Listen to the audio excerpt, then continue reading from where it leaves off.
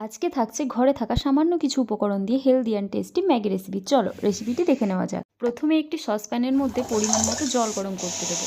জলটি ফুটে গেলে তার মধ্যে ম্যাগিগুলি দিয়ে দেবো। নুডলসটি ভালো করে সেদ্ধ হয়েছে কিনা একবার করে মাঝে মাঝে চেক করে দেখে নেব। নুডলস সেদ্ধ হয়ে গেছে। এবার এটিকে তুলে জল ঝরিয়ে আলাদা একটি পাত্রে রেখে দেব।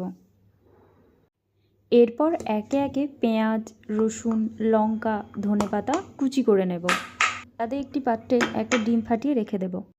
এরপর কড়াই গরম হতে দেব। কড়াইটি গরম হয়ে গেলে এর মধ্যে অলিভ অয়েল দেব অল্প পরিমাণে। তারপর একে একে রসুন কুচি ও কাঁচা লঙ্কা কুচি একটু তেলে ভেজে নেব। তারপর 3 চামচ পেঁয়াজ দেব। পেঁয়াজটিও ভালো করে ভেজে নেব। পেঁয়াজ হালকা ভাজা হয়ে গেলে এর মধ্যে ফেটিয়ে রাখা ডিমটাও দিয়ে দেব। এরপর ডিমটাকে নাড়াচাড়া করে নেব যাতে পেঁয়াজের সাথে মিশে যায়। পেঁয়াজের সাথে ডিমটাকেও ভালো করে ভেজে নেব ঝুড়ো ঝুড়ো করে। এরপর পরিমাণ মতো লবণ দেব।